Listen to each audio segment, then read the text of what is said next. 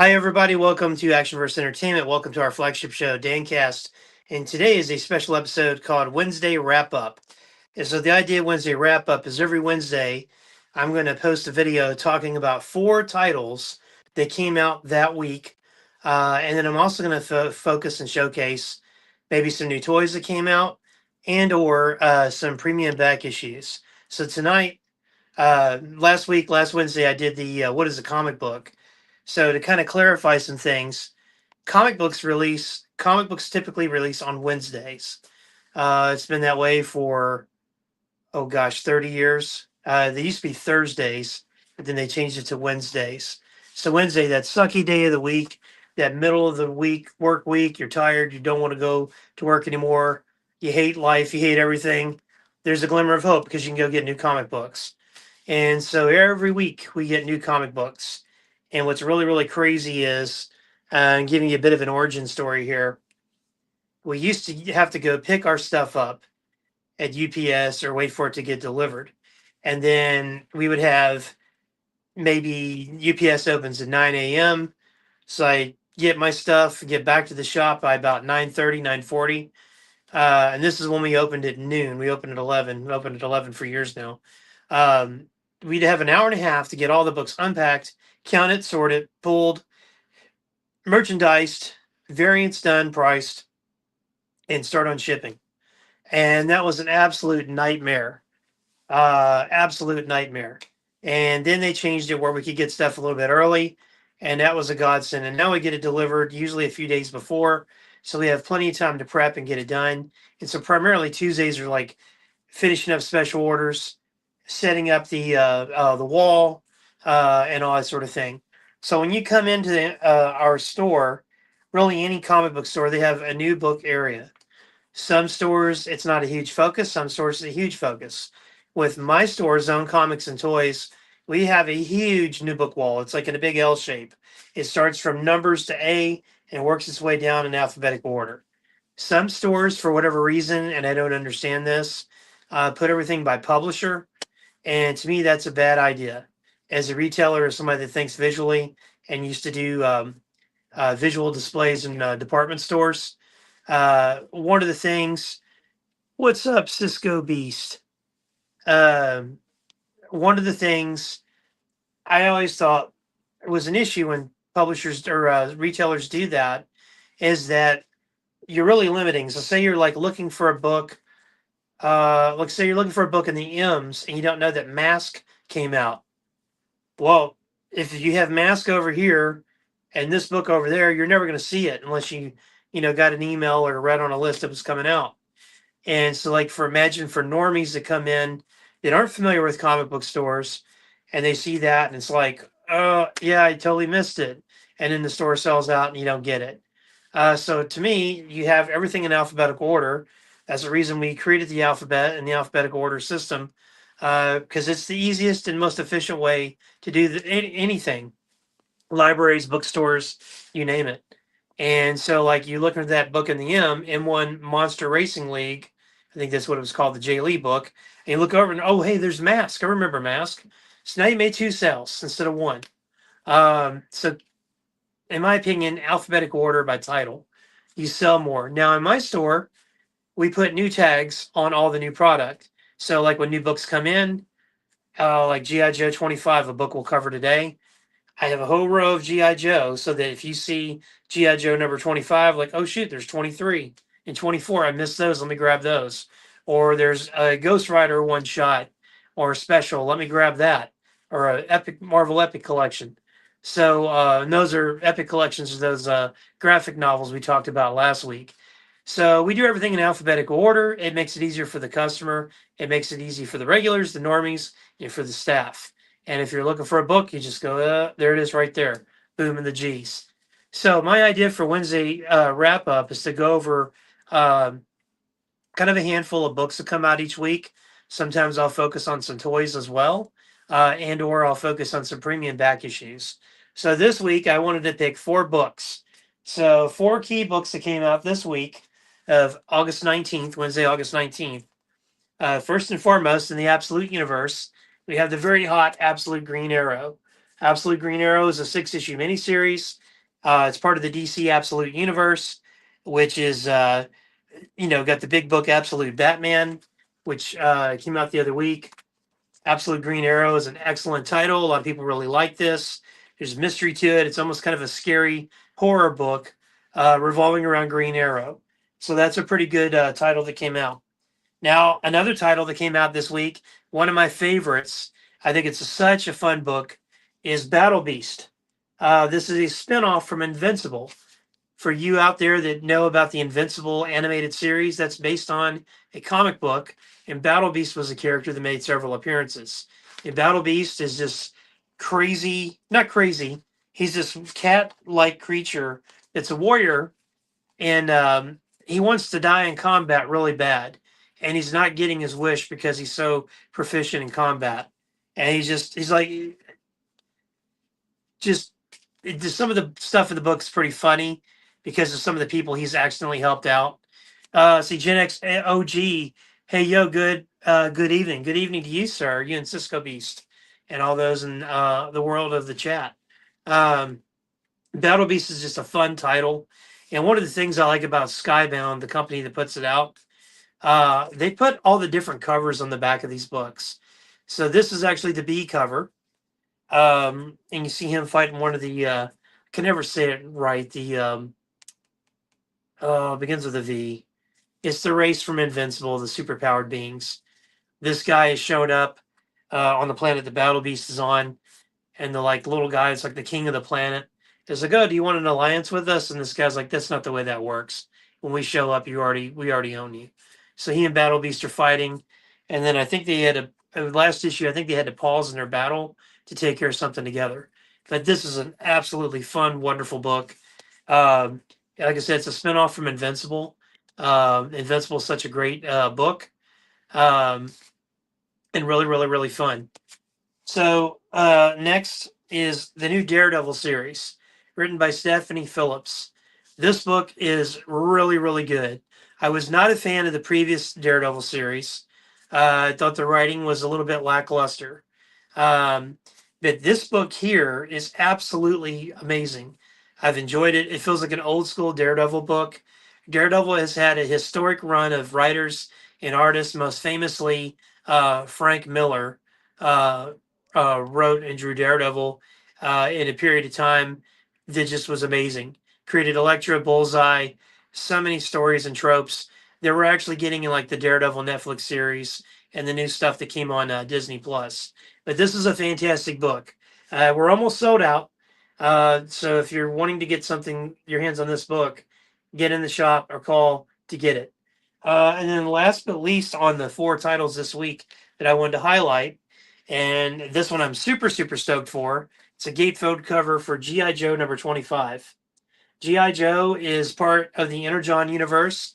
The Energon universe is a Skybound creation.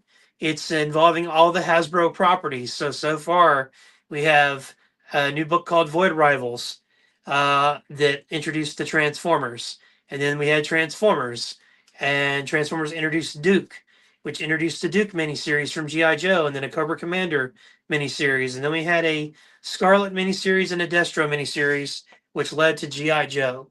And now we also have Mask, and then there's next week, there's a ROM one shot and a Mask Origins. And ROM, if you guys know me, you know I love ROM, and he's probably going to be on my Wednesday wrap up. Gen X OG Battle Beast is awesome, action packed with, I can't see that because there's a dollar sign in the way, with humor. Yes, sir. It is a funny, it's not meant to be like a comedy book, but just by its very nature, it's funny. Just because Battle Beast is such a over the top character, over the top serious character, and it's just a fun read. And it reads super fast too. So GI Joe 25. So what's been going on in GI Joe? And if you're not caught up, shame on you. But the GI Joe team was put together by Colonel Hawk to lead a mission to hunt down these robots that can morph into vehicles and stuff, the Transformers. So Duke witnessed Starscream murder a friend of his in the Duke miniseries, and he kind of did some self exploration, and we find out about Mars and Cobra and all this stuff. Mars is the Military Armament Research Syndicate. That is the organization ran by Destro. And so Duke thought maybe Destro was making these things, and then Destro has no knowledge of what they are. Cobra Commander does, and there's a reason for that. Um, and then Cobra Commander is searching for something called Energon. So GI Joe and GI Joe and Cobra are kind of going after the same thing. They clash and they realize they exist. So now GI Joe is dealing with Cobra and also the Transformers. And they find out, and if you notice on this cover, you see Hound. Hound has secretly been a member of GI Joe for a while, posing as a military jeep. So in this book, the last issue wrapped up a story with Crystal Ball, one of the most eccentric, weird characters. When I was a kid and I'd play with Crystal Ball, he'd always get killed. Snake Eyes would kill him very brutally, or he'd just get blasted and done with. And I guess we would clone him and he would come back. So he kind of a weird character. I believe his file card was written by Stephen King, if I'm not mistaken.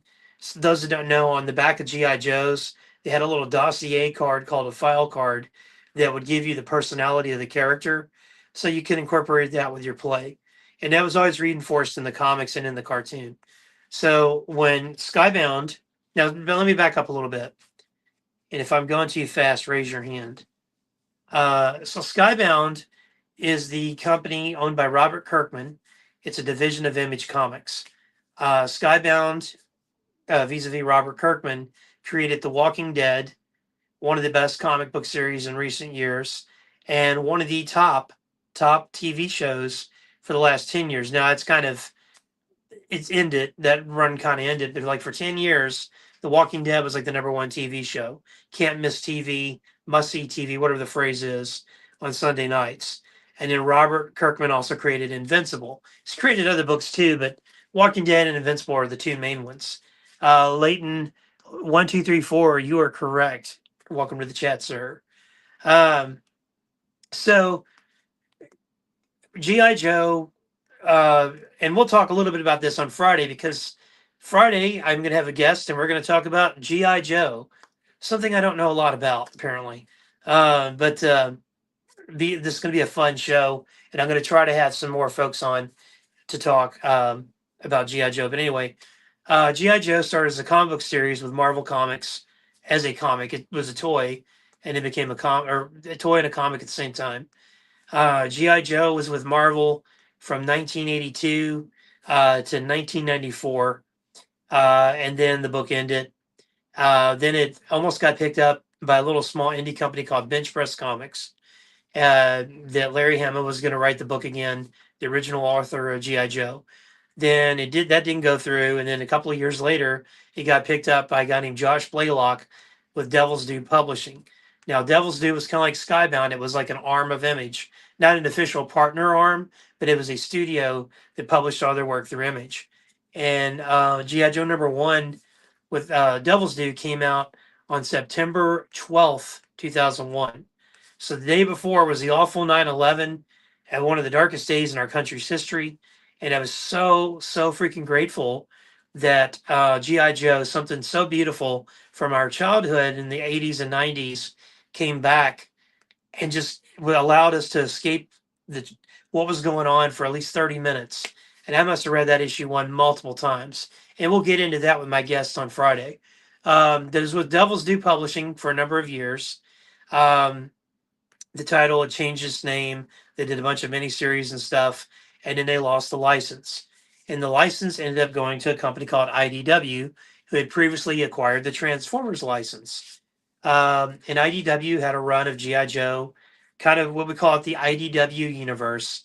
I think Rocco and I talked about this on a show a while back, where you had GI Joe written by Chuck Dixon, you had GI Joe Cobra written by Mike Costa and Christos Gage, and that was such an amazing book.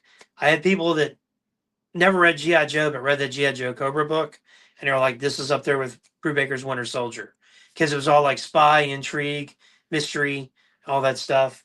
And then a couple of years later, IDW launches the continuation of GI Joe: A Real American Hero.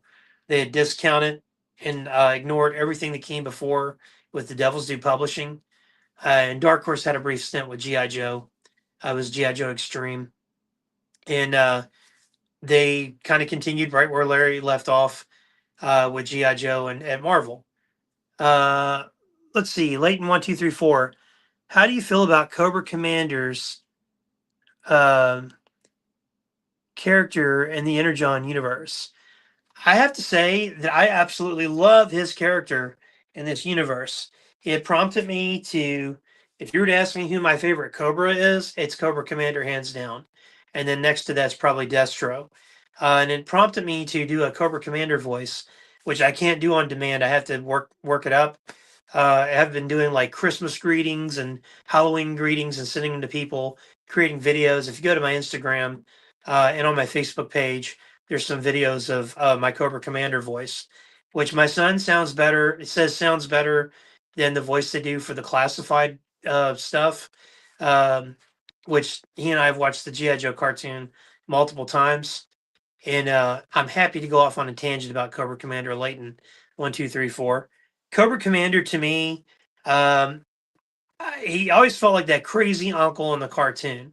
Like maybe you don't want to leave your kid alone with him, but like he's kind of cool to hang out with. Just don't leave your kid with him. And I always hated how they would make him so cowardly. That would just drive me nuts because he would come up with these elaborate schemes like we're going to grow giant vegetables and take over Chicago, which probably wouldn't be too hard these days. Um, uh, and then, or we're gonna carve my face in the moon, or we're gonna do the weather, change the weather, or we're gonna teleport things. He always would come up with these wild schemes and like literally have the world on its heels, and then GI Joe would show up, save the day, and then he would always kind of be portrayed cowardly. Sometimes it was pretty funny, but I just loved his character, and the great late Chris Latta voiced his character. He voiced several characters on the for Sunbow in general. He did most famously Starscream on Transformers. He did just off the top of my head, he did Cobra Commander on GI Joe. He did Steeler, who was a GI Joe tank driver. Steeler was like his regular speaking voice, and then he did one of the Dreadnoks. He did a lot of side characters too. He also did characters in Inhumanoids. He was on an episode of Star Trek: The Next Generation as a Klingon commander or captain. It's an episode where the Enterprise sends Riker over there to be their first officer, and they take a Klingon on their ship. And you can kind of hear it when he does his laugh. It's like, there it is. And I saw him do stand up, and I remember when it came on live, A&E Comedy Improv or Comedy Hour with hosted by William Shatner. Shatner's wearing his little tight leather jacket. Hello and welcome to Comedy Improv. And Chris Latta would go by Chris Collins, and he'd like, Chris Collins, come to the stage. And he looked like this gangster, kind of like a Paul Heyman / Italian guy. And he also had a role in Roadhouse. I forget his character's name was like Man with Woman at Table, but he was like just one of these like jerk guys that Patrick Swayze had to deal with in the movie Roadhouse. But Cobra Commander in the comics, I always thought was pretty cool. But then Larry got into a thing, and I'll probably touch on this on Friday, where it just seemed like he was just this jokey joke character. And I don't know if that was because of the cartoon. I don't know what it was. But in my universe, Cobra Commander, when I was in my play universe, Cobra Commander was always very tough. He was a little, he's not going to like get himself in trouble where he's got to like, oh crap, now I got to fight Snake Eyes and Duke. He wasn't about that. He was all like, "You guys go fight him. I'm going to go check it out over here from the safety of this submarine as I'm dipping out." Um, but he wasn't a coward, and he was a good leader to Cobra. And of course, like with most of these Sunbow cartoons, and then also with the comics, Transformers, GI Joe, there was always a struggle for leadership in the bad guy organization. Like Starscream was always trying to overthrow Megatron, and then Scorponok was trying to take over. Freaking Ratbat led the Decepticons for a while. That was really weird. Shockwave. And same thing with GI Joe. You had Destro and Baroness always kind of looking at that brass ring that they were going to take and kind of run things themselves. And then when Serpentor came along, and I used to get really pissed off in season 2 of the GI Joe cartoon how they just jobbed out Cobra Commander to Serpentor. It would drive me crazy. And in the very last episode of GI Joe season 2, which was the last Sunbow episode, if you don't count the movie, um, Cobra Commander was it was so cool because I was pointing it out to my buddy Jeremy. He's putting together the coil, and the coil was Cobra agents and Cobra people that are just sick of Serpentor. And it was cool because he's up on stage giving a speech, and you see Storm Shadow standing behind him like this, like off to the side, as Storm Shadow's supposed to be. So it's always seemed like and in the movies, like the when they did GI Joe Resolute, Cobra Commander was a badass in that. When they did Renegades, we never really got to see him as Cobra Commander. We kind of saw him as Cobra Commander, but not in the full outfit. But he was kind of aloof and pretty badass from a distance. Um, and then in the live action movies, I could not stand what they did with him, Rise of Cobra, and but I liked what they did in Retaliation. He seemed more like Cobra Commander. Let's see, Gen X OG. Imagine how successful Cobra Commander would have been if he had competent people around him. Yes, I mean it's all about your workforce. You know, Cobra Commander was a visionary, and he felt sorry for people, and he would hire them on, and they would just kind of screw up and let GI Joe win. It never really was Cobra Commander's fault. It was always the other folks. I mean, think about the dread. You got the dreadnoughts running around, cut off denim jeans, probably been washed in a month. I'm sure that stinks. They're running around the Cobra base, and it's like, man, what is that smell? And you're over here looking to think you got to take out the trash and get knocked out by a GI Joe, and then the whole scheme's ruined, right? So, Cobra Commander in the Energon universe is this absolute perfect blend of Cobra Commander. He's not a coward. He's very courageous. He's very driven by his goal. So, and I'm jumping ahead of myself a little bit here. Some of this will probably get reiterated on Friday. That's a big word, reiterate it. And Cobra Commander in the cartoon lore, he was a citizen of Cobra Law, which was this crazy bug people inner Earth civilization, kind of based on like the lost city of Shangri-La. So it's Cobra Law. And he was a citizen there, sent forth into the world to bring the downfall of man, to reestablish Cobra Law's dominance over the earth. And if you saw the movie, it gets turned into a snake, which was just like, if you're like, when kid, you're like, what the hell did I just see? And they kind of embrace all that in the Energon universe. So the Energon, let me back up real quick and I'll get into the Cobra Commander there, which that's a great question. The Energon universe, IDW had the license for GI Joe and Transformers for a number of years, and it just kind of ran its course. It got really I'm not a real big fan of what they did towards the end of it. It got so bad that I wasn't reading either book. I still read the Hama book, and that was really hard. That was a really hard read because I don't think it was his best effort. And I don't know if he just didn't have a good editor or what. So Skybound gets the license dissolves, it's gone. So there was speculation it would go to Dark Horse Comics, it would go to Boom Studios. Somebody mentioned Skybound, but that would sound like kind of a whatever. And then Dynamite or Entertainment or Marvel. And I thought it might go to Marvel because Marvel, of course, had a history with doing GI Joe and Transformers. And I'm like, man, how cool would that be if it returned home? And it just kind of kept the nonsense talent off of it and put good talent on it. It would probably take off me really huge. Um, plus the other Hasbro properties like ROM. Of course, Marvel had a huge history with ROM the Space Knight and all that sort of thing.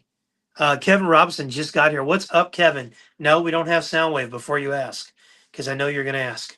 But we love you. So nobody knew who was going to get the license. The Real American Hero book, the Hammett continuation, ended on a ridiculous cliffhanger, pissed off a lot of people. People would come in and yell at me about it. And I'm like, man, I didn't tell him what to write. Well, you got his phone number. And I'm like, I don't call the guy like, hey, Larry, what are you doing, man? And people are mad about this book. I was mad about it too. And the IDW version of G.I. Joe, the original content of it was so unreadable. It was awful. And same thing with Transformers. And I mean, it was the highest of highs and lowest of lows. So we had a whole year go by, no G.I. Joe comic, no Transformers comic, and no one knew where the hell they were going to go, where they were going to land at. And so I want to say it was probably March of 2023 or 2022. I can't remember now. Chat, you can correct me when Void Rivals came out. There was a solicitation in the catalog for a book called Void Rivals. And I was like, what's this? The new Robert Kirkman Skybound title, some characters in space fighting each other, have to work together. I'm like, that sounds cool. Kind of reminds me of that movie Enemy Mine with Louis Gossett Jr. and Dennis Quaid. Excellent movie. It often gets overlooked in the 80s, but it's an excellent, excellent movie. I'm surprised somebody hasn't done a comic book series about all that. Um, Anyway, so back up a little bit. During the pandemic, Robert Kirkman, there's a lot of people that did some cool stuff. Ross Ritchie from, if I'm saying his name right, I always get his name mixed up, from Boom Studios was trying to help out retailers and kind of keep people, in it. Rob Liefeld would do sketches and eBay them for like several grand, and he'd just contact random comic book stores and be like, "What's your PayPal?" Boom, I just sent you $3,000. Just whatever you could do to help out. Todd McFarlane, when people were saying hashtag pencils down, Todd McFarlane was like, pencils up. We're at home. We're working. We're isolated. Let's just write and draw comics. So when everything gets normal again, we have tons of product that we can put out. And Robert Kirkman had a book called Negan Lives, a spinoff one shot of Walking Dead, the famous character Negan. And we ordered what we normally would order for Walking Dead, which I think was about 30 copies, 35 copies. But the thing we didn't know was Robert Kirkman was going to send that book for free and double your order based on your highest Walking Dead order. So I think our highest Walking Dead order was like 50. So he sent us 100 copies plus 3 really exclusive variants, which we made a lot of money on. And I just always appreciated the fact that he did that. Meanwhile, at Marvel, DC they were quiet. And then at Marvel, their former editor in chief was telling people where to get takeout in New York City, which didn't do retailers much good across the country that couldn't have customers because of the ridiculous COVID lockdowns. But here are these guys, Rob Liefeld, Ross Ritchie, McFarlane, and then Robert Kirkman were trying to do things to keep people in it and keep them going. And so I was like, you know what? Anything Kirkman does, I'm going to order up on for the first couple issues because he did us a solid, and I always want to support him. And he doesn't always write stuff that I like. Not that it's bad. It's just not my cup of tea. It's same thing with Mark Millar. I love Mark Millar. I think he's awesome. And some of his stuff I'm into. Some of it I'm not into, but it's all really great stuff. And I always tell people art is subjective. There's really no bad books. There's bad talent on books, but there's no bad. The concepts aren't really bad. It just you could put a great writer and a great artist on a ridiculous character and make them something special, and just have the will to do it. So Kirkman had this book called Void Rivals coming out, and I was like, okay, we'll order up on that.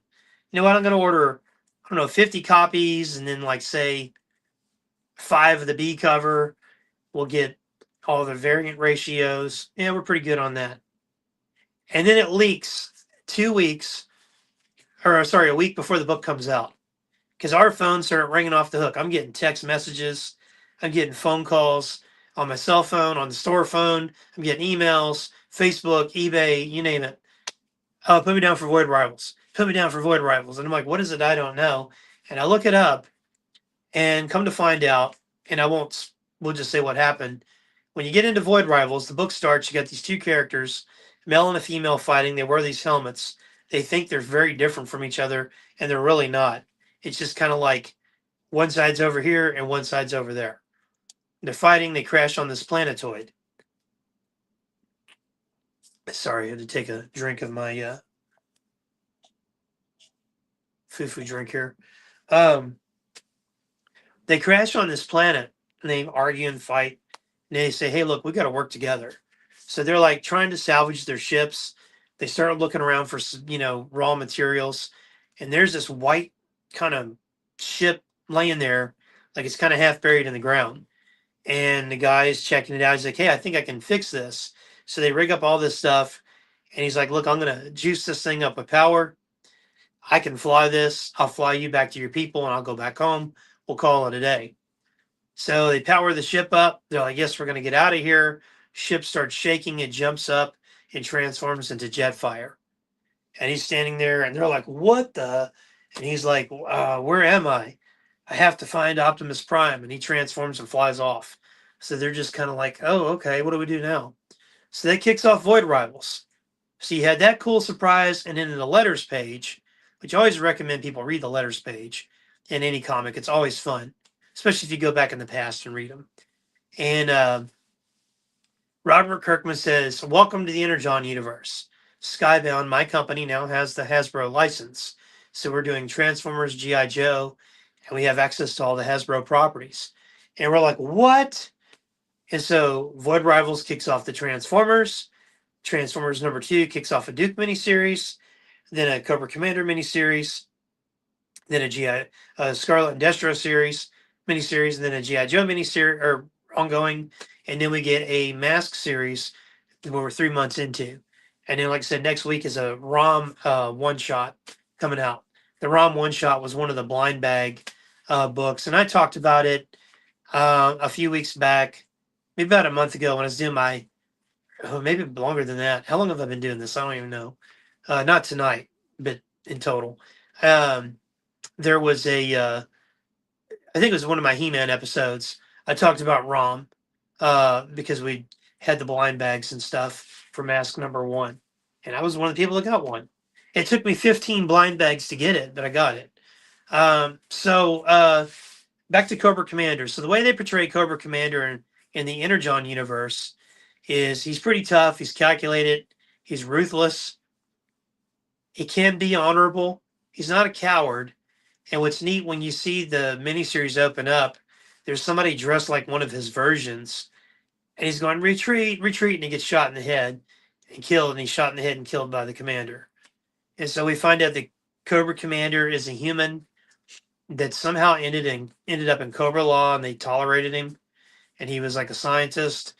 And there was a riot going on because Cobra Law is this organic society, and something non-organic ended up in their society because of the commander, and it was Megatron.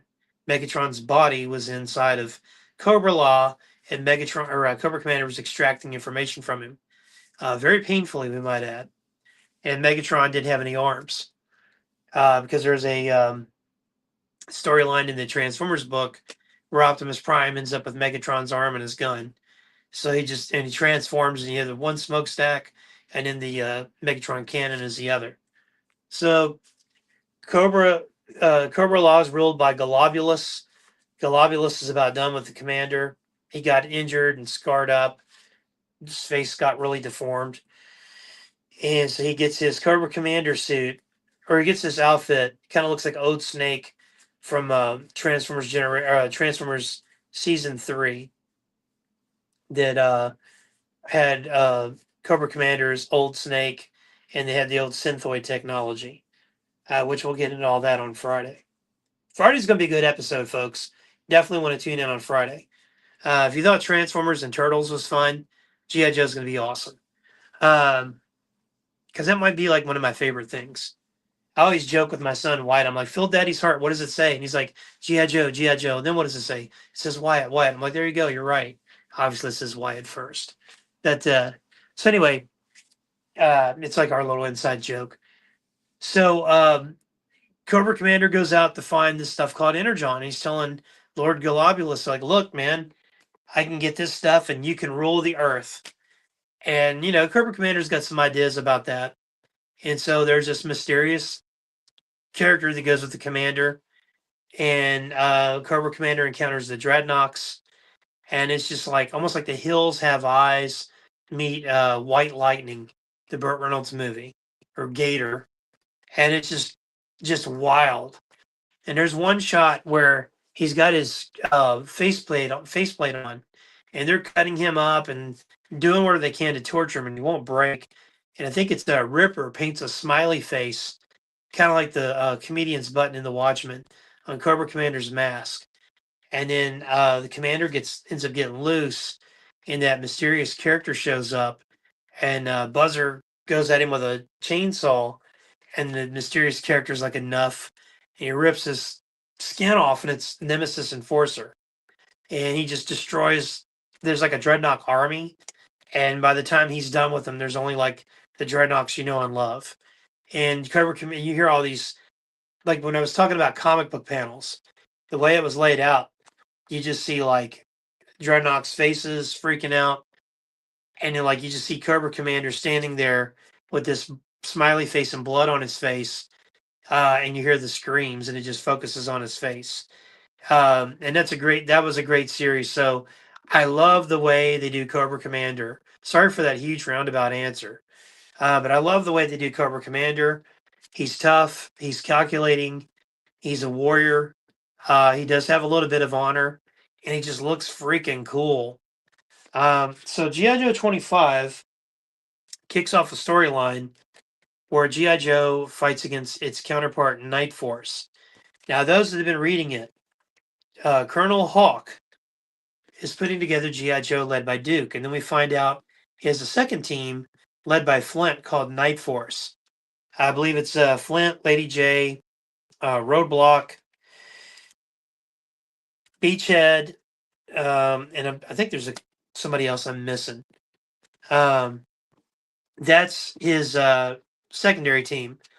They don't know of each other's existence, and they kind of have these separate missions. And so we find out in the Energon Universe special that came out on Free Comic Book Day that that's not Colonel Hawk, it's Zartan. Zartan's been in disguise this entire time. He's got Hawk locked up somewhere, and he's posing as him. And he needs Energon to sustain himself because of his disguise or his reaction to the sunlight and all that sort of thing. So G.I. Joe, he sends G.I. Joe on all these missions, and Cobra is on these missions as well. And we have a run where it's Destro, Mercer, who works for Destro, and Mistress, or oh shoot, I can't think of her name. She's kind of like Destro's love interest right now. Somebody in chat, I can't think of what her name is. Mistress Armada, maybe. She was actually a character in the Transformers cartoon, where she was bad luck around machines. Shoot, I can't think of her name. Anyway, they're at this place, and we have Risk, who's a new G.I. Joe character, Baroness, and Stalker, and they encounter Crystal Ball. Now, Crystal Ball has this thing called Dire Tech, and I'm not going to try to explain what that is, except it produces this like horrific holographic imagery that it's like hard light and can wrap you up and can hurt you. So they kind of have to team up against Crystal Ball, and they're successful. The Joes capture him, take him back to the pit, take him back to Colonel Hawk, and they're kind of debriefing. And when Destro and Baroness, they encounter each other, and they kind of start this little team up.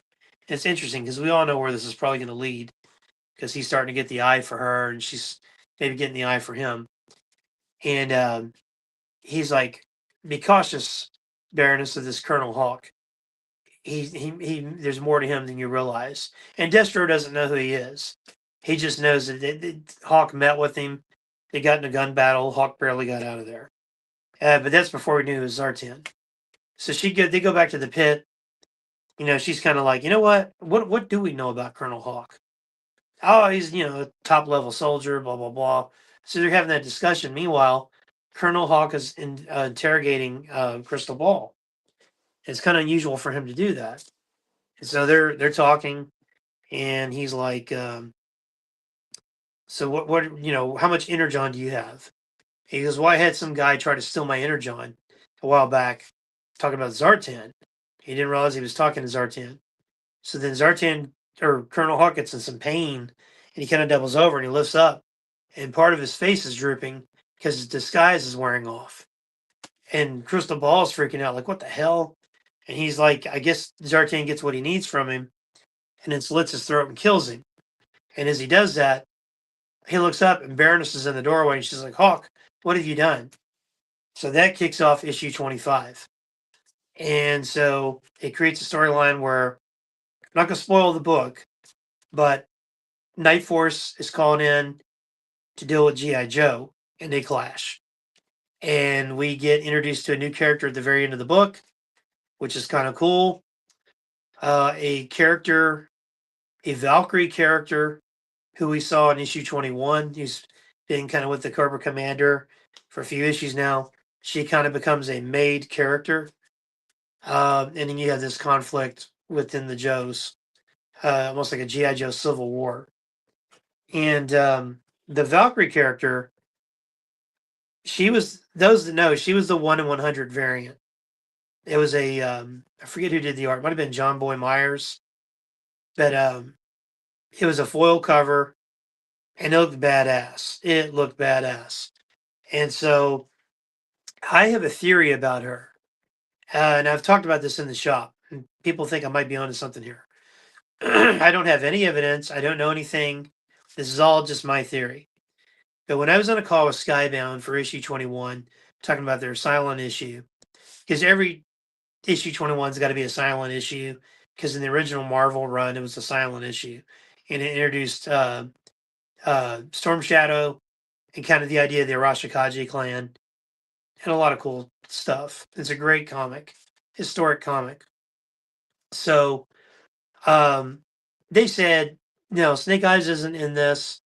Trust me, retailers, when Snake Eyes shows up, we're going to give you heads up so you can order the what out of it. And they said, but something might be in there or whatnot. So in that issue, Cobra attacks the Rashikaje temple, which Scarlet's kind of undercover there with Jinx, and there was Storm Shadow. And there's this energy sword, which I think it belongs to, I think it's Bludgeon. He's one of the Pretender Transformers. It looks like a samurai, and he always kind of keeps that body. He never appears as a robot. He's always just kind of like samurai robot with a skull face. Very cool design. And I don't think I was looking to see if I have one of those. I don't know if I do or not. Anyway, it's pretty cool. So anyway, I think that sword belongs to him. But I digress. So they want this sword. It's like made out of energon or something. Cut through anything, I think. So they're going at it. There's casualties. Stuff's blowing up. Commander's got like this hand that shoots out repulsor beams or whatnot. And all of a sudden, there's this panel where Storm Shadow's just jumping up, getting ready to like deliver a killing blow to Cobra Commander. Got him dead to rights. And then all of a sudden, that energy sword blocks it. It's by this one Valkyrie. Now, the Valkyries were made into G.I. Joe classified figures, and they were, and I think there might be some in the modern G.I. Joe line. Yeah, I'm pretty sure there is. Yeah, I've got some, but they weren't called Valkyries. These are specifically called Valkyries, and when we get introduced to them in the Energon G.I. Joe comic, they're bad. They're like elite soldiers, and you don't want to mess with them. They show up, you want to run. So they're there with the commander, and one of them defends him against Storm Shadow, and they kind of fight. And Cobra Commander's just kind of like, "Wow, you're kind of hot." And by the end of it, the temple's in ruins. They got the sword. A lot of the Arashikage is dead. Storm Shadow's pissed. Jinx is in a coma. Scarlet's upset. Hardmaster's missing an arm. It's all types of chaos. And it cuts to Cobra Commander as he's got his hand on the girl's chin, looking up at her. And they made a point that her mask is broken up, and you can see she has blonde hair, and it looks like she has red eyes, which are kind of interesting. So I started thinking about what they had said about like it might be an appearance of someone, not Snake Eyes though. And I was thinking like, who could this? Obviously, this something special about this girl. And you'll read in issue 25 that she becomes a kind of named character and pretty badass. But my theory is she's Snake Eyes' twin sister. In the original Marvel series, Snake Eyes had a twin sister. He had a picture of her in his hat, or he carried it on his person. It was kind of like his good luck totem when he was in war. And he lost it, got shot to pieces. Storm Shadow saved him, retrieved the picture. Rest is history. So when Snake Eyes came back stateside, he saw in his head his parents and twin sister getting killed by a drunk driver, and then ended up happening. So that was the extent of her character. Never got to hear her speak or anything. So my theory is this Valkyrie is Snake Eyes' twin sister. And as this character she's going to be and become, she's going to be so freaking bad and badass that it's going to draw Snake Eyes out at some point. That's my theory. That he'll have to like whatever he's doing, whatever he's got going on, he's going to show up and be like, I got to deal with this. So I think that's where they're heading. That's just my theory. I don't know anything. I've not been told anything, but my theory is that she is Snake Eyes' twin sister. Now I'm not going to spoil the art or who the character at the end is, but this is pretty freaking awesome, and the way it kicks off, it's nonstop action. But that is a book. Those are the 4 books I would recommend. Now, I didn't have any new toys this week, although we did buy 2 weeks ago a massive G.I. Joe classified collection, which we're going through, cleaning up, putting out. We have quite a bit of it put out. We've sewed quite a bit. We still have a whole back room full. We have the HasLabs. We have everything. So I don't really have any toys to go over per se. So I thought I would bring in some premiums that we have. Some really good premiums. So this is one that we've had in a few times. It's X-Men 94. I'd say it's probably about a 6, maybe a 5. We've sold this a few times in better condition and in worse condition, but we keep coming up with this issue. This is a huge, huge book right here. It's for sale at the shop. Then we also have Wolverine #1, Chris Claremont, Frank Miller. It's Wolverine's miniseries from back in the 80s, where he's fighting ninjas. One of my friends growing up had this poster of Wolverine. It's like a big widescreen poster of him fighting ninjas, and it was in his basement. And we would look at that and be like, man, that is so flippin' cool. Like, what is that from? And he didn't know, but it's from this book, this series. But Wolverine goes to Japan. Oh, excuse me. It's been a long day. Deals with his falls in love. Japanese woman has to deal with her family. Him being a gaijin, especially a mutant, a Canadian at that. They weren't real happy with him. So on and so on. It's a great series. Then lastly, New Mutants 98, first appearance of Deadpool. Very, very famous issue. We get the first appearance of Deadpool. We also get the first appearance of Gideon, which I dare to say Deadpool, probably a bigger character than Gideon. But this came out back in the late 80s, early 90s. We have this. This is one we get from time to time. This one's a pretty nice copy. It's got a little bit of a roll on along the spine. I mean, I would take it for my own, and we got it priced pretty good. Of course, Deadpool first appearance kind of goes up, kind of goes down, depending on movies and whatnot. But those are just kind of a handful of premiums we have at the shop right now. We've recently restocked. We have 3 rows that go around the top of the store, uh, kind of like in a U shape. One side has graded books, has premium sets where we put together big runs of books. Like we have the complete Nova series from 1970s. Kevin Robinson. Did they bring in Serpentor? Not yet. Not sure what they're going to do with Serpentor. I'm sure. I'm sure at some point he'll show up. But I mean, we still don't even have Snake Eyes, Steeler, Flash. We don't have a lot of characters yet. They're the thing I like about what Skybound's doing, where they did a better job than IDW.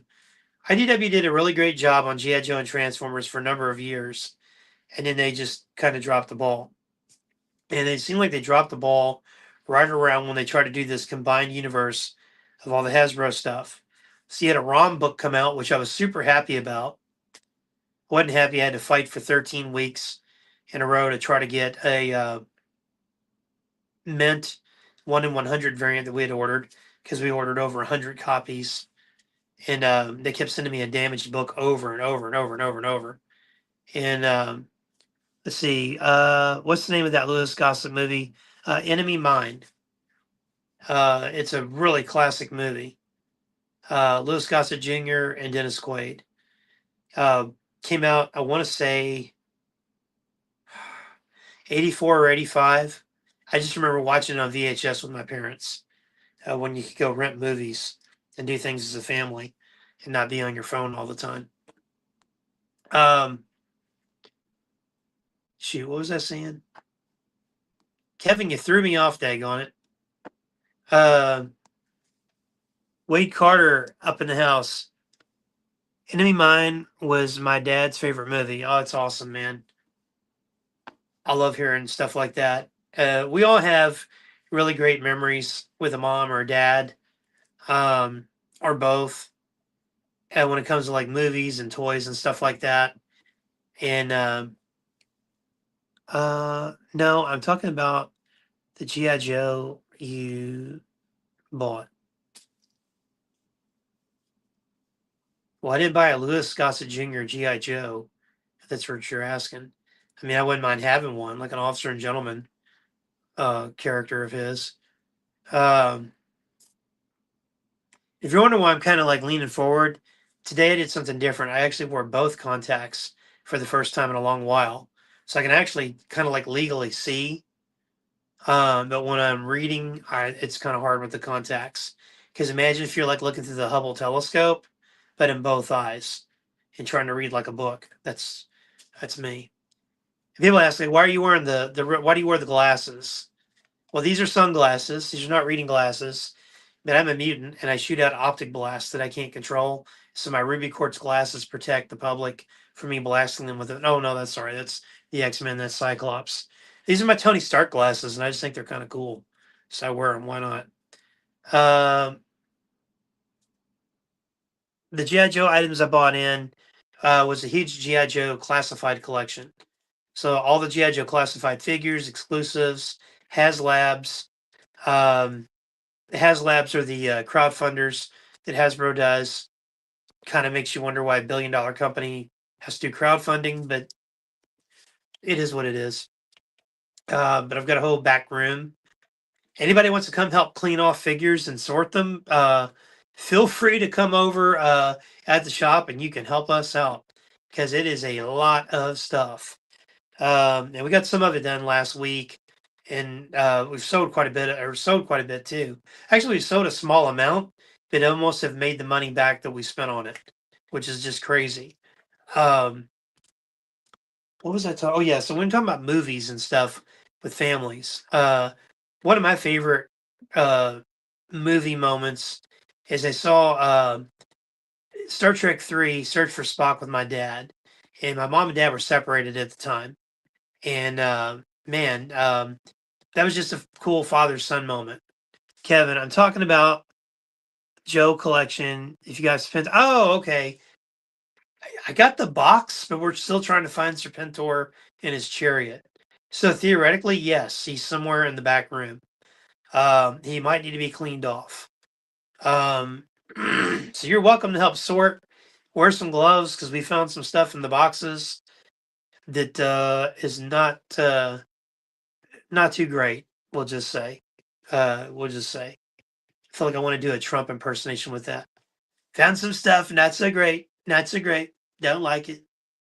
Um, so and yeah, like Last Starfighter. I think I saw that with my dad. I think I might saw Karate Kid with my mom. Um, just I love moments like that and thinking about, this is a movie with me and my dad or me and my mom. So Wade, thanks for sharing that, man. And God bless your dad's soul. He was a cool guy, and I know you miss him. Um, and we appreciate you. We think you're a cool guy. And I guess I'll see you tomorrow, Wade. If that's your real name. If you're not a Crimson Guardsman, because all the Crimson Guardsmen are named Wade. Get a message from somebody. I want Buzzer and Ripper. Well, come put some gloves on and dig in and try to find them and clean them off. I'm sure they're back there. There's a lot of stuff back there. But see what were we talking about before that? We're talking about the high end books here. So we also have behind the counter. It's kind of off to the right. Are you laughing at me? Oh, you're laughing at me, Kevin. I'm glad I can make somebody laugh. Saw 2002 Spider-Man with my dad back in the day. Classic memory. That's Owen. Thank you for sharing that, Owen. Um, Again, I'm like doing this to see. I was probably better off when I had one contact lens in, uh, or no contact lenses. And one of the reasons when I started doing Toy Talk with the guys I do that show with, I started wearing the glasses because the last year I think I got poisoned. I had like a really bad skin issue, and it also was in my eyes where I couldn't wear contacts. I rubbed my eyes catastrophically every night, so I looked like a zombie when I woke up, and so I would wear the glasses to kind of hide that. Um, but um, they're just cool. They're my Tony Stark sunglasses. Although I'm thinking about cosplaying as a Punisher for Halloween. He's been working out, and it's got the dark hair. Just need to get a tack vest and somebody creative to paint a white skull on it, and I can do the rest. Um, that 2002 Spider-Man was amazing.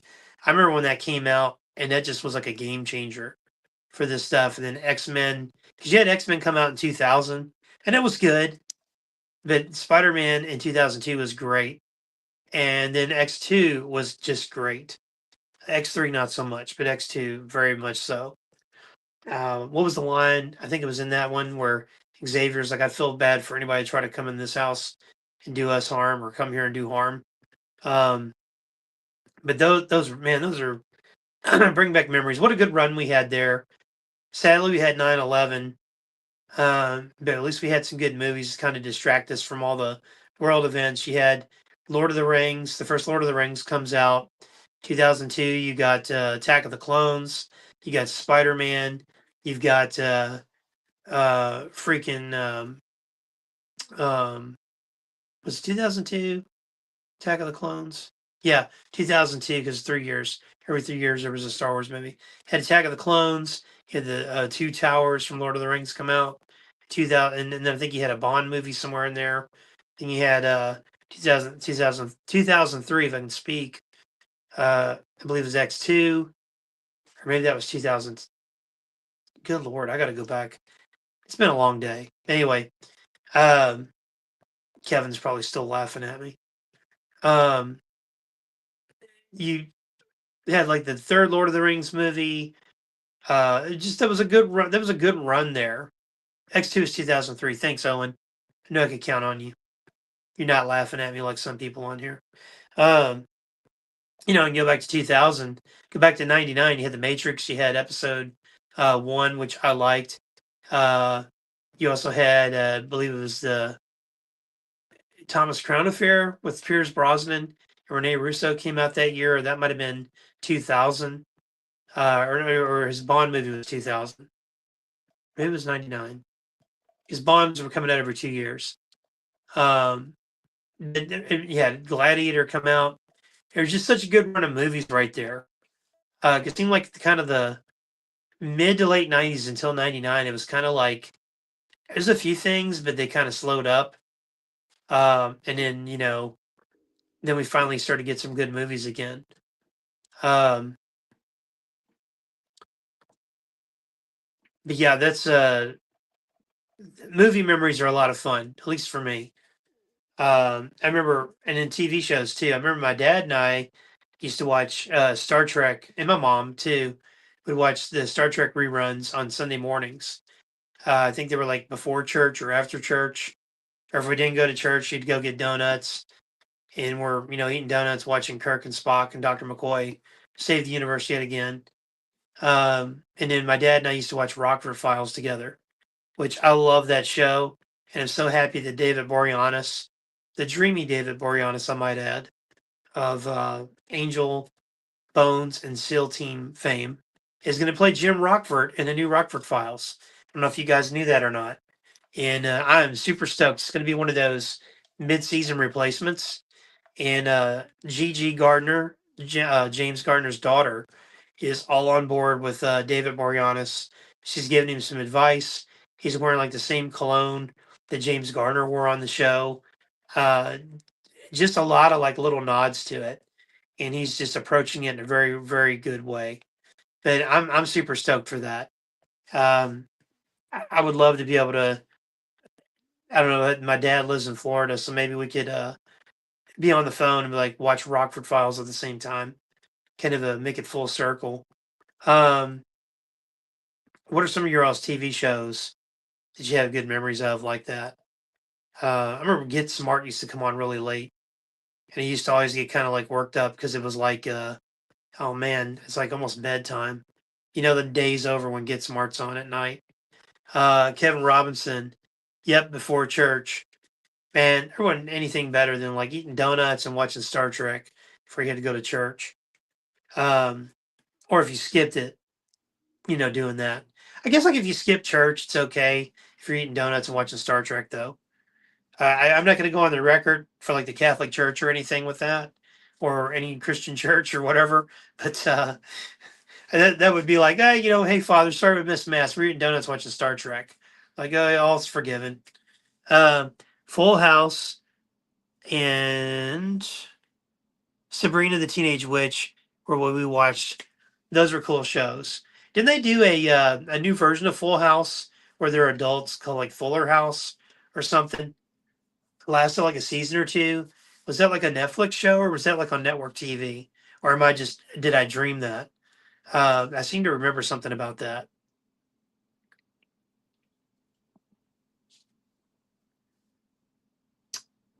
Yep, Rockford Files is a classic. That show still holds up too. Some unknown actor at the time named Tom Selleck made a couple appearances on that and would later become Magnum PI. And then I guess Chief Reagan in Blue Bloods. Now I have to say that Tom Selleck back in the day during the pandemic about sold me a reverse mortgage because those commercials would come on all the time. I'm like, honey, why don't we do a Why don't we do a reverse mortgage? Because that's what Tom Selleck wants us to do. Let's see. Yes, not as good as the OG. Still fun. It was Netflix, 4 to 5 seasons. 4 to 5. Okay. Then we've got in chat. Hawaii Five O is my favorite. The new one or the old one? The old one's kind of a classic to me. I never really watched the new one. I heard it was decent. Um, I was really annoyed by the Magnum relaunch because I think they missed a really grand opportunity. Because in continuity of the show, uh, Thomas Magnum was still alive. He rejoined the Navy, got back into like naval intelligence, and he had found his daughter. And the show ends with him walking on Robin Masters Beach He's in his dress whites with his arm around his little girl. And they established in the show that TC had a son. And then I think Rick got married finally, and I'm sure he had kids.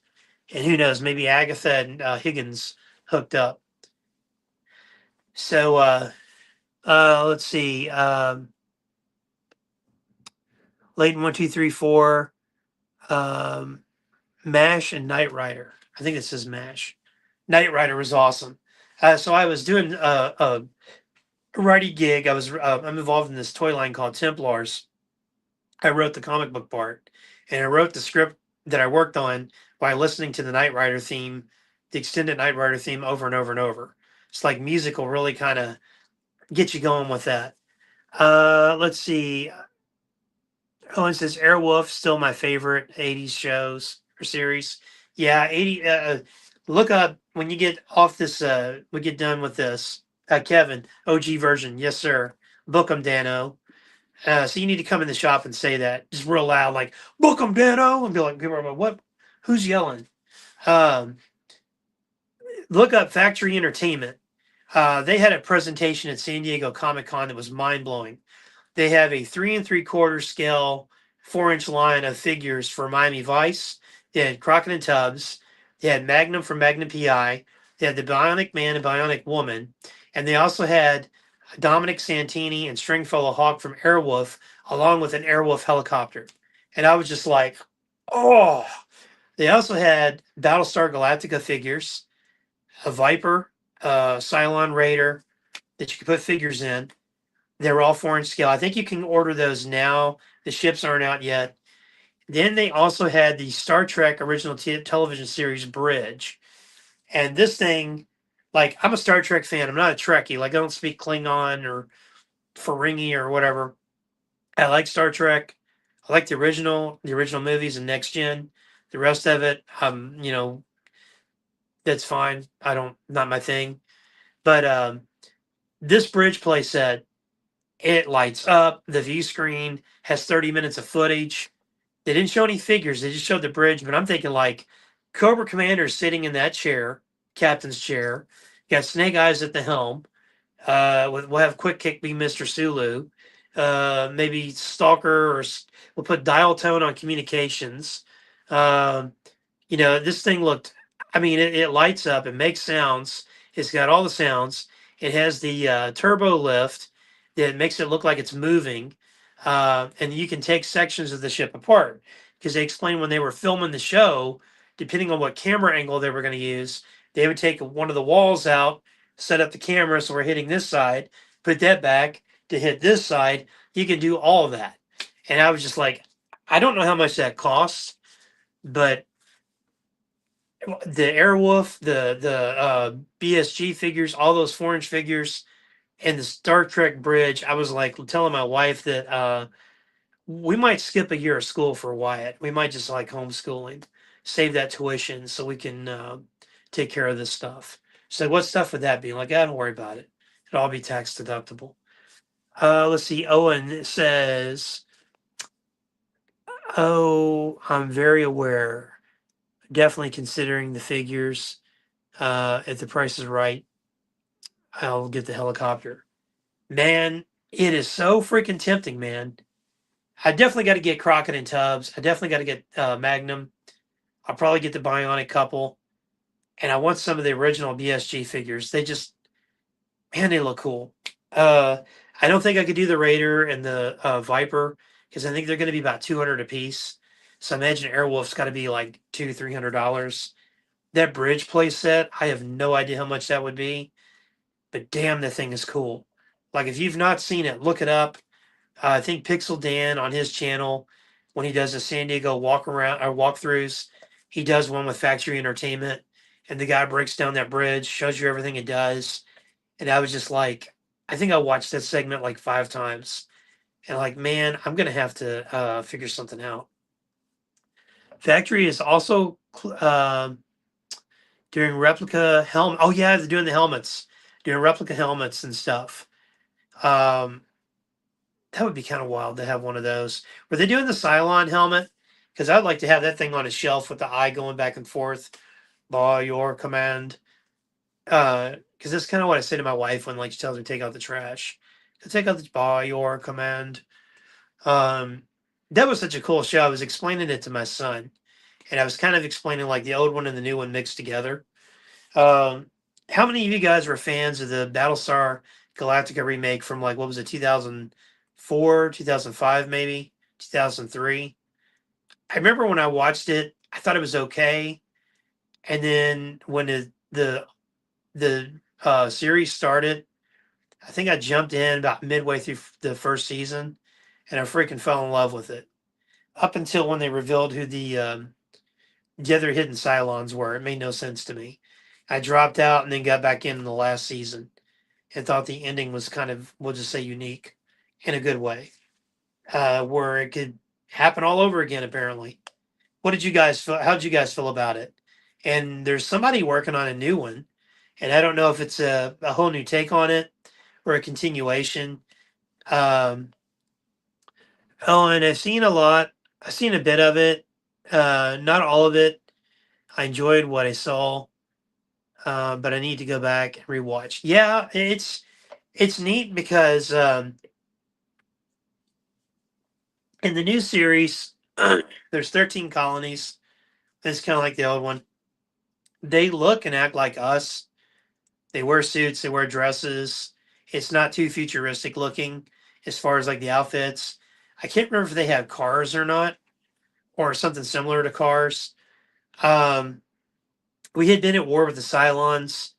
I guess we had made them, I guess, and then they rebelled. We were at war, and there was just kind of this armistice for a while, um, and they were kind of like, it's over. And then they infiltrated our defense network, shut everything down, shut down all the colonial vipers as they were just out in space or just stranded, and just picked them off and then nuked all the 13 or all the colonies. And so the Battlestar Galactica was the only ship that wasn't wired to the internet, I guess you could say. And it was a relic. It was like a museum ship, and I think they were going to retire it, and it was the only ship left. And so they had to rally everything. And then the president, his name was President Adar, he was killed, and Mary McDonald from Independence Day, playing the first lady. She's also in Dance with the Wolves. She was the Secretary of Education and got sworn in as president of the colonies. And so her ship was now Colonial One. And man, it's just wild. The way all that goes down is so wild. And humanity was this close to being wiped out. But her, Commander Adama, Starbuck, Apollo, all the different characters, the ragtag fleet of ships kept humanity alive. And then eventually they find Earth and it's a ruin. And there's a lot of weird stuff with the Cylons. And the one cool thing about it was the Cylons can now look like us. I think they had like 10 or 12 models um, that would pose as humans, and you couldn't really tell the difference. And it was wild because the colonies would talk about the gods like Athena, Zeus, Apollo, whereas the Cylons would talk about the one god, I guess I assume the Christian god. And it was just kind of a weird, a cool dichotomy and contrast. And the machines were pretty damn. I mean, they did a lot of damage, and they wanted to wipe out humanity.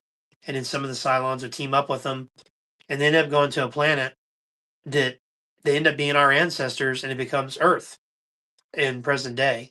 It's pretty wild, and so everything is like in a loop where it might repeat again. Let's see. Owen says, BSG is one of my favorite sci-fi franchises. It's classic and uh, sorry, I can't see, and a little funny, but it's so fun. If I read that right, I feel like I'm at the eye doctor. Like, what's the lowest line you can read? That's like me every day. It's like with these prices on these comics. So get overcharged. It's not my fault. Blame it on the eyes. Um, they would always say if you listen to hip hop music or heavy metal too loud, it messes with your ears. Well, it probably messes with your eyes too. Um, yeah, BSG is pretty cool. I like the original. I got to meet Dirk Benedict, who played Starbuck, and he also played Face Man on the A Team. I met him at one of my first comic book conventions I went to, and man, that just made my day. It was like meeting him was so cool. It was up there with meeting Michael Jordan. It was just like he made a really cool. We had a really cool conversation. I'll talk about that one day, and he autographed my photo that I got of him and said some cool stuff on it. And I was just like calling my mom, half in tears. I met Face slash Starbuck, and calling my dad, and calling my wife, and calling this person, calling that person. They're all like, "Calm down, man." I'm like, "Oh, I met Starbuck. I met Face. He called me Face. How cool is that?" And but I always liked him in those shows.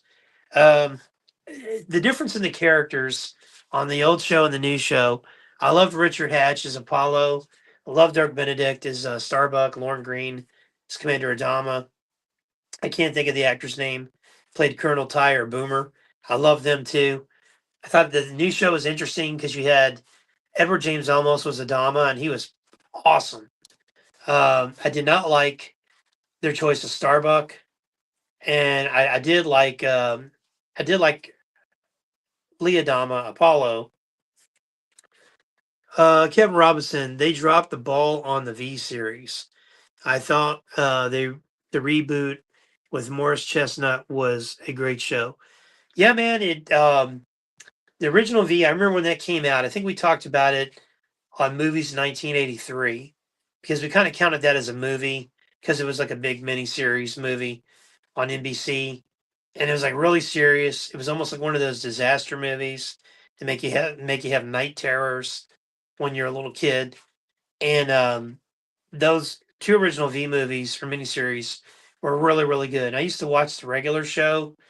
It's not that great if you go back and watch the regular show, but the V and V the Final Battle, they still hold up pretty good. And the guy that created V, he's still around, and he's always talking about maybe doing a new version of it, which ABC tried. And instead of the Cold War, or not the Cold War, but the rise of fascism, like with the Nazis and with the communists in Russia, uh, the socialists with the Nazis and the communists with Russia. Instead of those vibes, they try to go with the 9/11. Who do you trust? Terrorism vibe, and it was all right. It was all right. I watched a little bit of it. And the OGV is perfect. Final Battle is perfect. The one TV season is a blast. Yeah, it's pretty cool. That's the best sci-fi series uh, I've ever seen. Yeah, it's a pretty cool series. I know it freaked me out when Donovan sees them as the lizards and sees them eat the rodents and stuff. That was a little unsettling when I was a little kid. But my parents took me to see Aliens, so what do you expect? Um, I spent most of it looking at the guy behind us, and I didn't eat spaghetti or drink milk for like 3 months. But as Arnold says, boys drink milk, men drink beer. Or in my case, I'm drinking this lime drink, um, which is non-alcoholic, by the way. V was really good. I could do a whole episode on like V, Battlestar Galactica, Captain Power, shows like that. I tell you, I don't know if you guys remember, but on the very one of the very first years of the Fox network, they had a War of the Worlds series because it had the guy that played Dusty Farlow from Dallas was on it. I think the guy that worked for Cyberdyne and T2 was in it, or somebody that looked a lot like him. The guy that they go to the house, Miles Dyson. And then it had Poncho from Predator in it. He played a Native American military colonel, and they were like in this mansion, and they were trying to like fight like the War of the Worlds aliens had kind of come back, but they were like disguised as humans. Kind of reminded me of the Dire Wraiths and Rom. where they could, take over a human. It was a pretty cool series. I think it only lasted one maybe two seasons. But I remember the Dusty Farlow guy. His name was like Jared something. His character was a scientist, and he slept for an hour every 4 hours. Like he didn't do like 8 hours of sleep and he'd go to bed at night. It just he had an alarm that would go off and like, what's that? He's like, I have to sleep for an hour. And it just the character's just like, okay, it's his thing. And I just thought that was kind of cool. I tried that once and it didn't really work out too good for me. I gotta at least 4 to 8 hours. Can't do it like every hour or every 4 hours. Um, but I don't know if you guys remember that show. It was really cool. It acknowledged the original War of the Worlds, like it had happened, and somehow they had been dormant and came back or something. It was really, really, and they were immune to like what killed them off, which was like vegetables in our atmosphere or something. It makes me think of the Tom Cruise War of the Worlds. Did you guys like that movie? I think in hindsight, I like it more because I have a Tom Cruise appreciation now that I've never had before. When he was jumping on Mother Oprah's couch like a maniac, I was kind of like, yeah, probably need to put his ass in Guantanamo Bay. Just don't jump on Mother Oprah's couch. But he, with Top Gun Maverick, man, and the things he did to keep Hollywood going, and the like, I don't say like stunts he pulled, not like stunt work, but like he would call studios like, "Hey, are you guys filming?" No, no, man, we're shut down because of COVID. Oh man, here at Paramount, we're working balls to the wall, just doing it safely. So that studio would go to work. He'd do that at another studio. Then he would go to Paramount and be like, "Oh, did you hear MGM and Sony are working? What are we doing? Let's get to work." He kind of like by doing that got Hollywood going, and I think Top Gun Maverick is an awesome movie. Just excellent, excellent movie. Great sequel. It's one of the rare times you can do something like Top Gun and then so many years later come back to it and it's as good, if not better, than the original. And the beach scene in the new one's less trying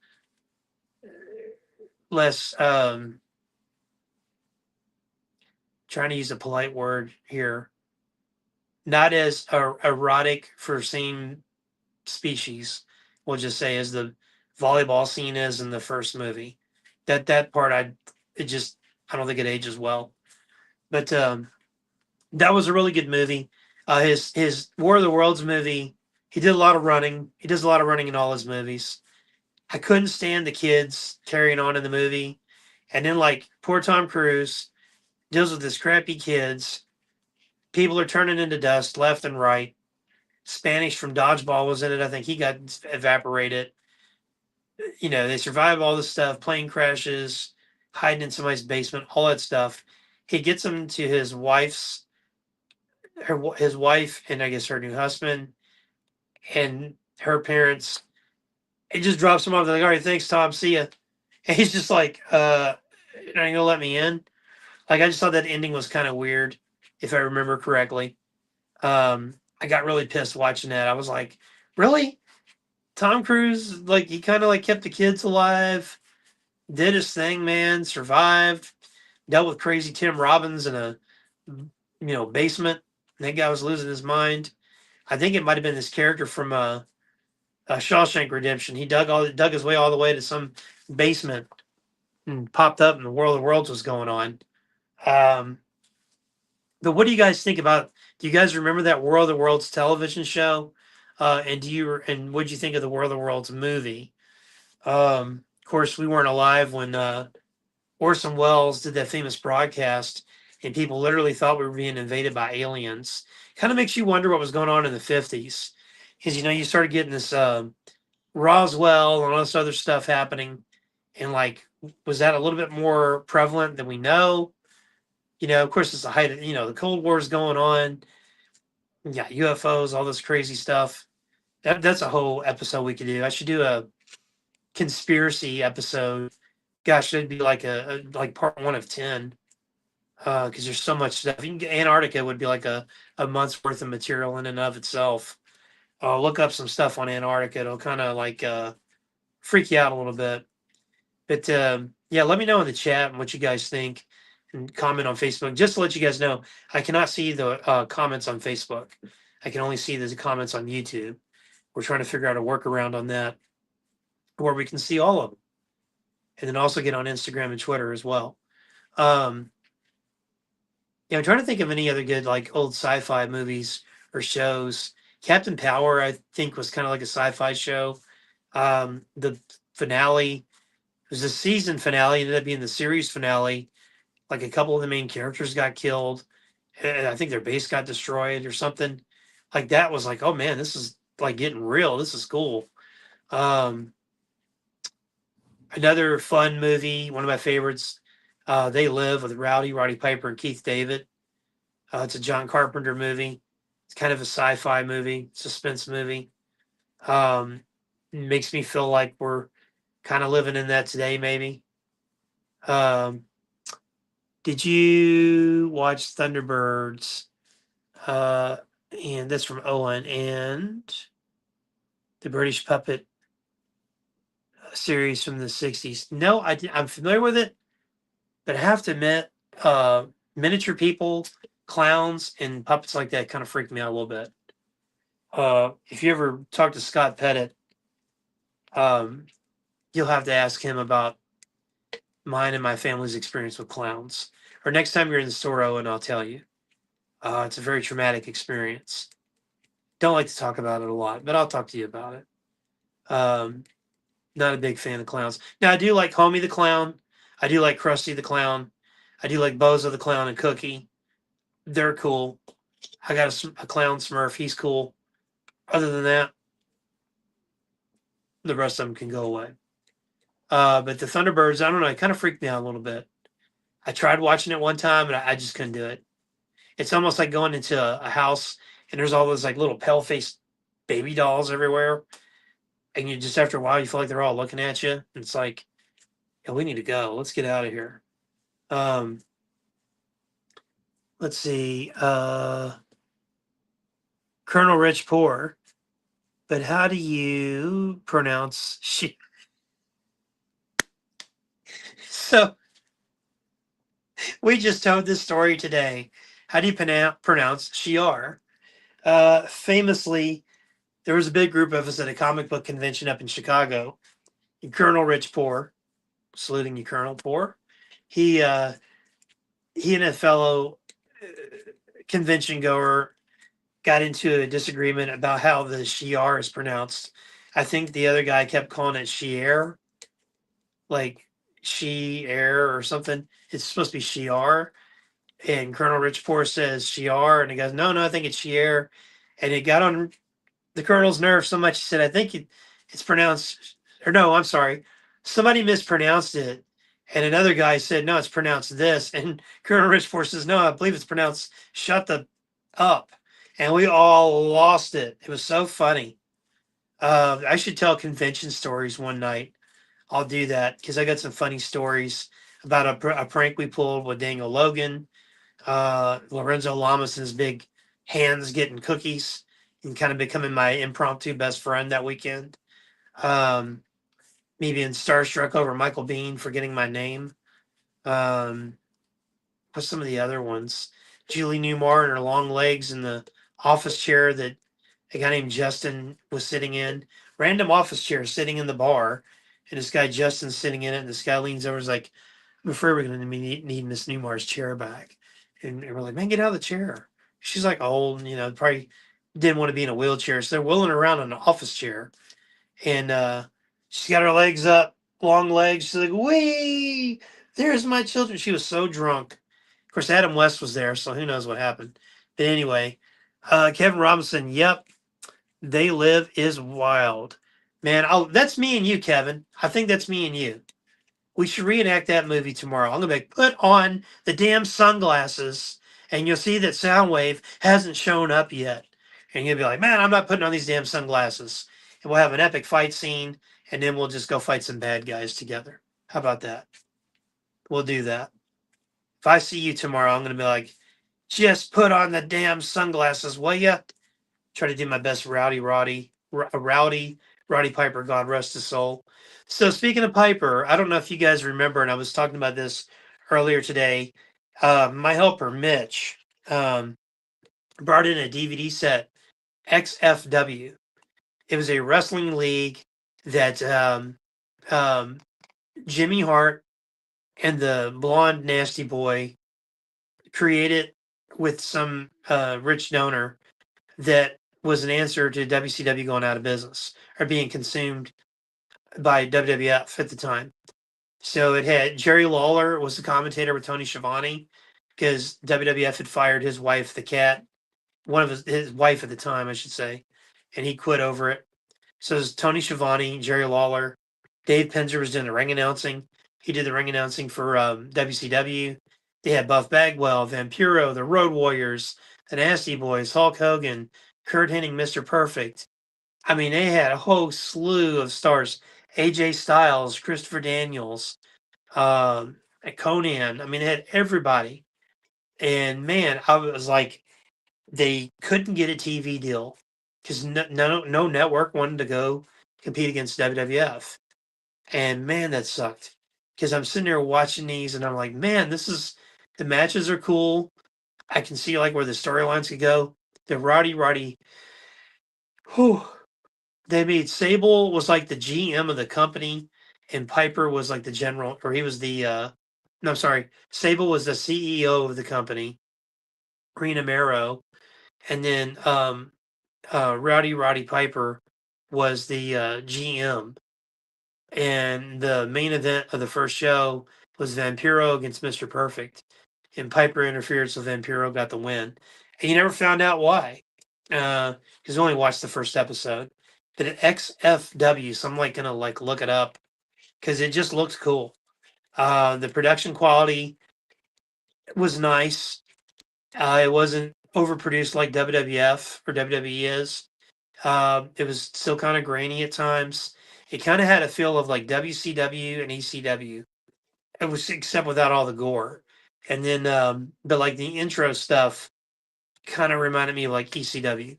So it was kind of like a nice little mix there. Too bad they couldn't get like, Tony Khan's dad to bankroll that back in the day. But I mean, it had a whole who's who of wrestling in it. Um, but we've been watching that. It's only like 3 episodes. Kevin Robinson. I remember seeing it on TV 2 nights in a row when I was in middle school. That was the scariest thing we had all seen. Sorry, I'm reading like this. Should read like William Shedder. Scariest thing at the point in time that we'll always talk about during lunchtime. You know what we talked about during lunchtime in 8th grade? Because I was watching DuckTales with my sister and brother, and I freaking loved it. I was like, man, if I go to school and start talking about DuckTales, I'm gonna get my ass kicked. And I'm at the lunchroom table, morning table, if you will, with all the guys, and hear one of the football players say Launchpad McQuack. And I'm like, are you talking about DuckTales? And the guy's like looking at me like he's scared of me, which I was nothing to be scared of. I was too light to fight and too thin to win back in the day. And he's like, yeah. And the whole table, we started talking about DuckTales. Everybody was watching it. That was a cool show. Speaking of DuckTales, Tailspin #1. I should have grabbed that. That came out today. Um, they're doing Dynamite Entertainment's doing DuckTales, Aladdin, Lion King. I think they did one of Scar. Who's the underwater villain in Little Mermaid? Ursula or Ursa. Uh, they're doing Aladdin, and now they're doing Tailspin. I think that's pretty cool. I always thought the tiger in Tailspin was pretty neat. So yeah, did you guys get into DuckTales, Tailspin, Chippendales Rescue Rangers? And I was just like 5 years ago old when I realized that Chip and Dale were dressed like Indiana Jones and Magnum PI, which was kind of a nod to Tom Selleck, who was almost Indiana Jones. And I think if we had a universe where he was Indiana Jones, that would have been pretty spectacular. Because I think he would have fit that role perfect. Of course, Harrison Ford, I mean, you can't, it's Harrison Ford. Um, what do you guys think? Tom Selleck, Indiana Jones, or keep Harrison Ford? Who would you replace or have play Indiana Jones now. Bradley Cooper, Chris Pratt. Bradley Cooper might be too old now. I didn't even know that was him in the new Superman movie. Somebody told me Bradley Cooper. I was like, "What are you talking about? When was he in the movie?" And I was like, "Oh well, goodness, he's playing Jor-El." I think of course, I love Marlon Brando's Jor-El, and I loved how he was drunk and didn't give a crap, and he was kept calling it Krypton instead of Krypton. Like we only have so much time left on Krypton, and they're all like, "What is Krypton? Like, you mean Krypton?" Yes, Krypton. And like he had to read his lines when they had Baby Kyle L in the little starship thing. His lines were in that thing with the baby because he couldn't remember his lines. And I loved Russell Crowe as Jor-El. I thought he was pretty cool. Um, Loved him in the beginning of Man of Steel and just his monologue. Man of Steel, I think, has some of the best trailers of movies of all time. I think it's the third one. Kind of gets me a little choked up when that beautiful Hans Zimmer score is really booming, and the woman's like, "My son saw what Clark did. He saved those kids." And you see Clark lifting the bus up. I was like, "That is so Superman right there," as the chef's kiss. It's a shame that they didn't do a second Man of Steel movie. They rushed in trying to compete with Marvel stupidly and did BVS. But I will say BVS has the absolute best Batman fight scene and one of my favorite fight scenes ever in any movie when Batman's in the warehouse fighting. I got into an argument with a friend of mine the other day because he was saying that the Nolan trilogy had awesome fight scenes, and I was like, not really, man, because they did a lot of camera manipulations, shaky cam stuff, where you didn't see the fight choreography. I'm a fan of fight choreography. It's one thing I loved about movies in the 90s. They would really take their time with fight choreography. Like the Van Damme movies that I love, Double Impact. The fight choreography with him and Bolo Young is just absolutely amazing. Um, and it just, I don't know. It was missing in those movies. Love the Nolan films. This is controversial. I don't like Rises that much. Um, Thought it was a bit much. But I love Batman Begins. And I think it actually, out of all three movies, I think it holds up better than Dark Knight. And I'll do a whole episode about that because I had people mad at me about this. And I like didn't say I didn't like Dark Knight. I love Dark Knight. But if I had to pick one of the two, I pick Batman Begins. Love Ra's al Ghul, or Raz al Ghul, as the redneck lady in Gotham said, which I didn't know they had rednecks in Gotham City. But Bruce, meet Raz al Ghul. Um, but I love Liam Neeson's portrayal of him. Um, and then Scarecrow was awesome, and I liked Batman's voice in that movie. Like he didn't sound like him and Bruce Wayne sounded different, but he wasn't this like like man, give me a sore throat just listening to him. Um, Dark Knight, I have a lot of issues with the plot, although I think Heath Ledger's performance as Joker is just absolutely incredible, and it just really saves the movie because the plot was a little out there, and I'll explain that later on in another episode. Kevin Robinson, DuckTales has a great theme song. Now I got it stuck in my head. Thanks, buddy. Um, Maybe I can pass this on to you. The American Males theme song from WCW. May that be stuck in your head now. Although I like the DuckTales theme song. You come in this weekend. I'll sing it with you. We'll probably run off all the business, but hey, at least they'll be like, hey, yeah, remember those two guys? They were fighting over some sunglasses, quoting "They Live," and they started singing "Ducktales." It was really weird, but we bought a lot of stuff. Um, yeah, Ducktales was fun. We're talking about cartoons today in the shop. How GI Joe and Transformers really hold up. You can go back in multiple viewings. He Man's kind of a tough one to sit through. But this person also said Thundercats, and I would disagree with that. I can sit and watch Thundercats and really enjoy that. I mean, it gets kind of formulaic and simple at times, but it's still fun. The mythology of Third Earth or Middle Earth, whatever Earth they're on, and Mumra and this pyramid in the middle of nowhere, and the Thundercats and all the different. You got a samurai, Hookman, snowman from Hook Mountain. You got the driller. You got the lunatics. You get all this like cool stuff. You get Snarf running around. Um, there was a guy in grade school, his big football player, and he would be like Snarf, and he would like do that in the lunchroom line, and I would just crack up. He'd see me laughing, and he would just do it more and more, and it would make me laugh more and more. Um, I just got him in my head. This he's got this devious grin on his face, doing the Snarf thing. Um, but yeah, it. Those are some great cartoons. I'm going to talk about cartoons one night. So, guys, I went a little bit longer than I had planned to, but I enjoy the chat and talking to you folks.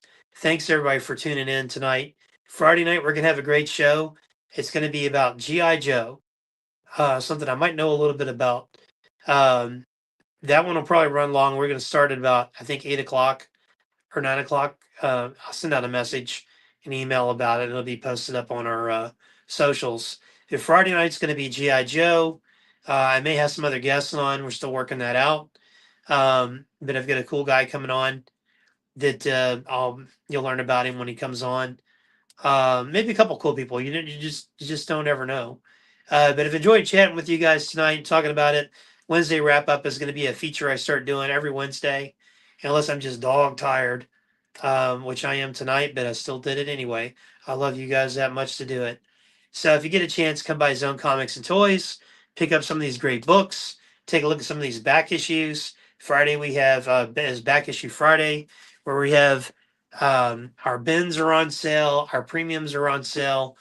No one in town is going to beat us on our deals, and really nobody in general. But because we will go where we need to go to make deals, to make you happy. So anyway, guys, thanks for watching. Hit like and subscribe. Share this. Let's build the channel.